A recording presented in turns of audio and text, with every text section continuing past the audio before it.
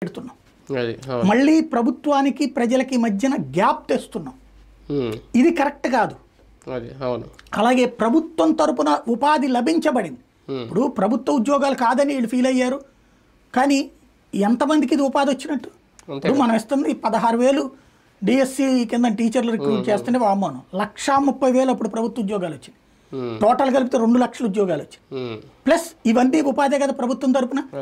ఇప్పుడు 25,000 రూపాయల డబ్బులు అతనికి పర్సనల్గా ఆడు మిస్యూజ్ చేస్తుంటే రేపు పొద్దున్న మరి డీలర్ ఏమైనా మిస్యూజ్ చేయకుండా ఉంటాడా? లేదా ఇంతకుముందు ఎప్పుడు జరగలేదా?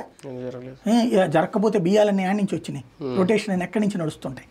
ఇవన్నీ మిస్యూజ్ అనేటువంటిది ఎక్కడైనా ఉంటుంది, తిననప్పుడు జరిగేటటువంటి సమస్య.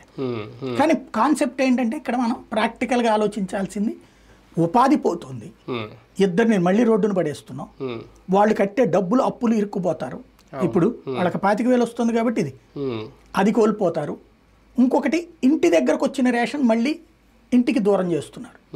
ఇది సరైన పరిణామం కాదు. మేబీ ఇది ఎందుకంటే వాలంటీర్ని తీసేస్తున్నారు కాబట్టి వాళ్ళకి ఎవరు ఇన్ఫార్మ్ చేస్తారు? అంతే కదా, అందుకోసం తీసేస్తుండొచ్చు. అంటే ఒక వ్యవస్థను తీసేసి పని అయితే జరగబోతుంది.